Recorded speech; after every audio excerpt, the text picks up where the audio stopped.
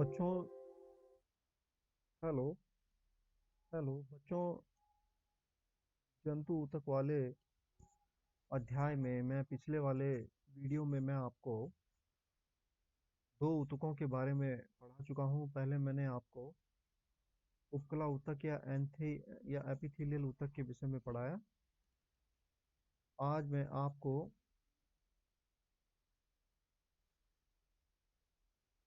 Epithelial ऊतक के पश्चात मैंने आपको संयोजी ऊतक के बारे में पढ़ाया। आज मैं आपको पेशी ऊतक के विषय में जानकारी दूंगा। चलिए आगे बढ़ते हैं। पेशी ऊतक या मस्कुलर टिश्यू।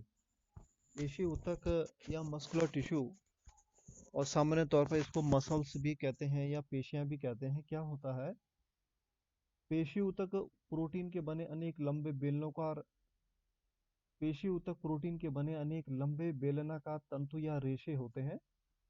अर्थात मोटे तौर पर देखा जाए तो ये तंतुमय होते हैं या रेशे होते हैं। और जंतुओं में जो भी स्ट्रक्चर रेशेदार होते हैं वो निश्चित तौर पर प्रोटीन के बने होते हैं। तो प्रोटीन का अधिकांश भाग मसल्स का या किसी भी पेशी का अधिकांश भाग प्रोटीन के द्वारा बना होता है। ये आप याद रखें। दूसरा है कि प्रत्येक तंतु कई सूक्ष्म तंतुकों से मिलकर बना होता है, जिसे पेशी तंतु कहते हैं। यानी जो एक पेशी का तंतु आपके हाथ में है, उसको अगर आप ध्यान से देखेंगे तो उसमें कई सूक्ष्म तंतु होते हैं, और वे सूक्ष्म तंतुक मायोफाइब्रिल या पेशी तंतु कहलाते हैं। सभी पेशी तंतु एक साथ मिलकर कार्य करते हैं। ये उद्दीपन को ग्रहण कर संकुचित हो जाते हैं, जिससे गति उत्पन्न होती है। इससे शरीर के सभी भागों में गति उत्पन्न होती है। अगर हम कार्य के रूप में देखें कि पेशी ऊतक का कार्य क्या है। बच्चों, पेशी में एक खासियत होती है कि जैसे ही इसको उद्दीपन मिलता है या कोई बाह्य स्टिमुलस मिलता है, तो उसके कारण यह संकुचित हो जाती है, अर्थात कॉन्ट्रैक्ट करती है।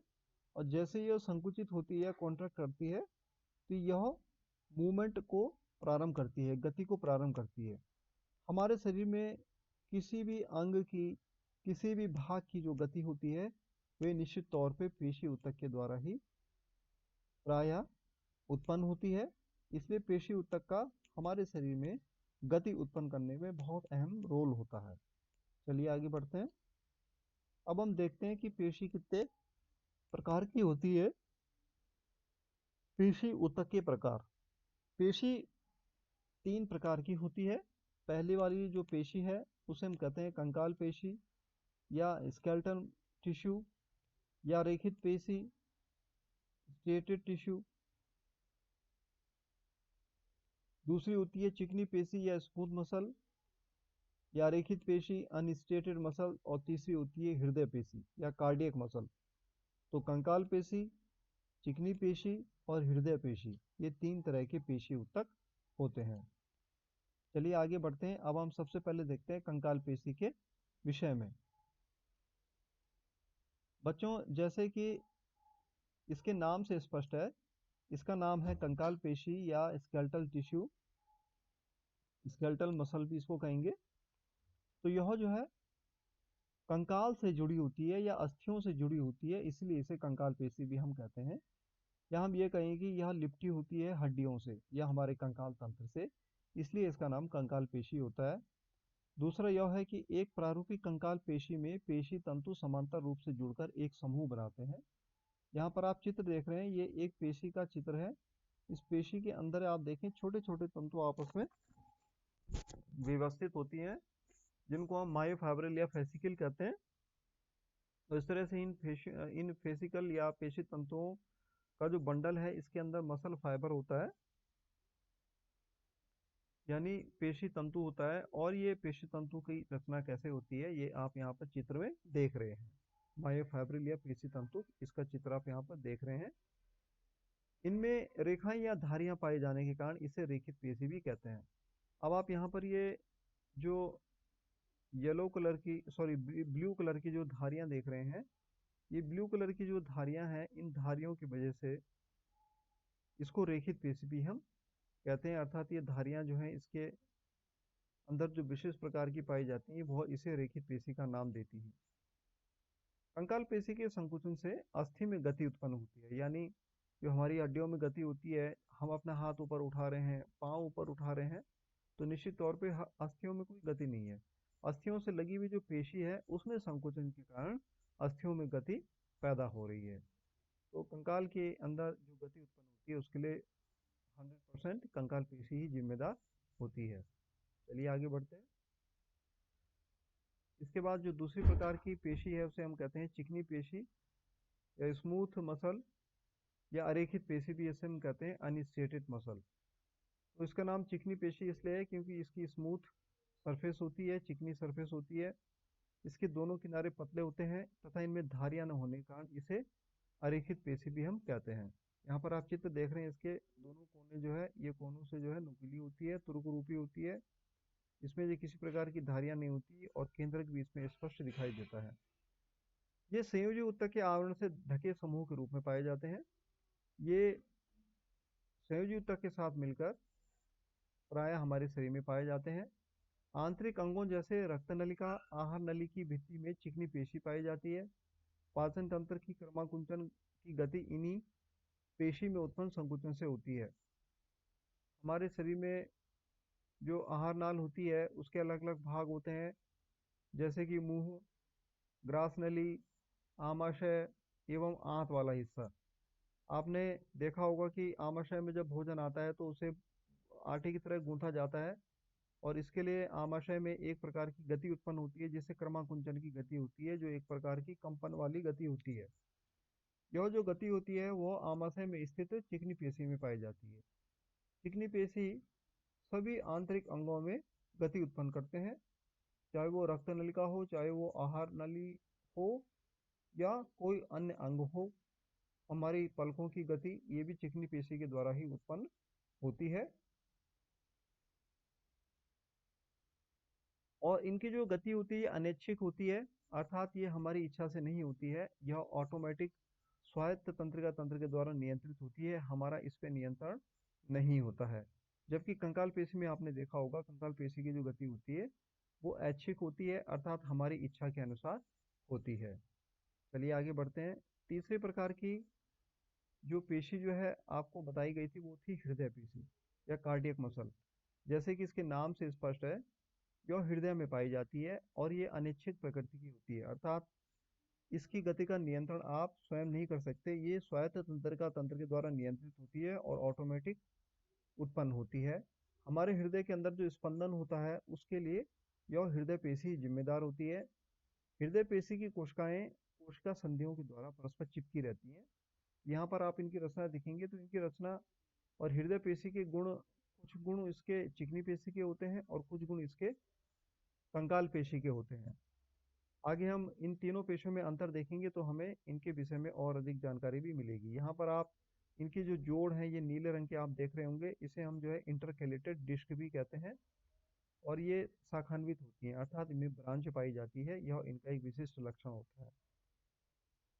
चलिए आगे बढ़ते हैं। अब हम देखते हैं कि जो तीनों प्रकार की पेशियां थी इन तीनों प्रकार की पेशियों में क्या अंतर है। पहले हम देखते हैं रेखित पेशी या कंकाल पेशी या ऐच्छिक पेशियां होती हैं। दूसरा है अरेखित पेशी, यह अनैच्छिक होती है। तीसरा कार्डिक पेशी या हृदय पेशी, ये भी अनैच्छिक होती है। तो ये अंतर आप देख रहे हैं, तुलनात्मक रूप से आप यहाँ पर साफ देख रहे हैं कि तीनों में क्या अंतर है। दूसरा है कि रेखित पेशी क्या है कि सूक्ष्म दृष्टि से देखने पर हल्के या गहरे रंग की धारियां इसमें दिखाई देती हैं। अरेखित पेशी में कोई धारियां नहीं होती तथा इनकी स्मूथ सरफेस होती है या ये चिकनी होती हैं। कार्डियक या हृदय पेशी में भी कोई धारियां नहीं होती हैं।